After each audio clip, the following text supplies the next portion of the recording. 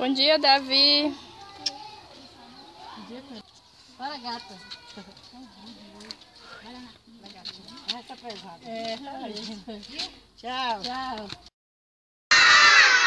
Bora começar cantando pra gente ficar mais alegre depois do Papai do Céu.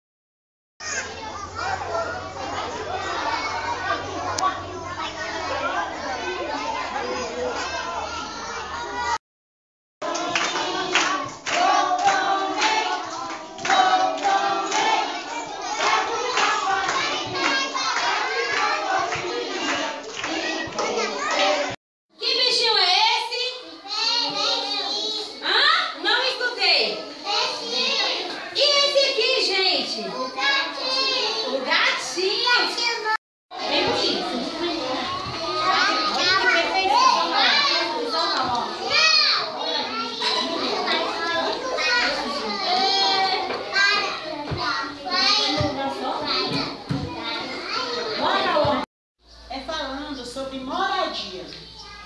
Todos nós temos moradia e os bichinhos também têm. Então, ontem nós fizemos a atividade da casinha da lagartixa. Em primeiro lugar, iríamos cantar a musiquinha da lagartixa. Quem sabe cantar? Como que é a musiquinha da lagartixa? Nós cantamos ontem. Como que é? Encontrei uma casinha enfeitada de cupim. É um, é dois, é três. Já! Agora nossa aula de natureza e sociedade. Com o livro vai começar a brincadeira, ó. Todos olhando para a tia Rosa aqui na frente. Que bichinho é esse que vocês estão vendo? Pode gritar? Não. Cobra. A cobra é um bichinho selvagem ou doméstico? Doméstico. Hã? Selvagem. A cobra pode morar com nós? Pode morar na floresta. Vamos cantar a musiquinha da cobra. Eu quero todo mundo de pé, de pé da cadeirinha. Então bora, prepara as músicas.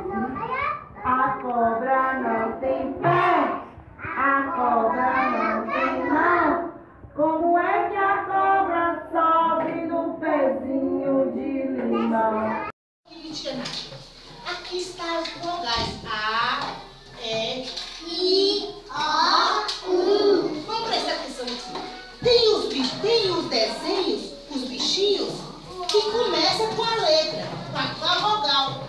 Tem um que começa com a letra A, tem um que começa com a letra E, a letra I, a letra O. Presta atenção aqui. Quem quer falar pra tia e começa com a letra A? Tem algum desenho? Abelha. Muito bem. A abelha começa com que letra? A. Então nós vamos ligar a letrinha A.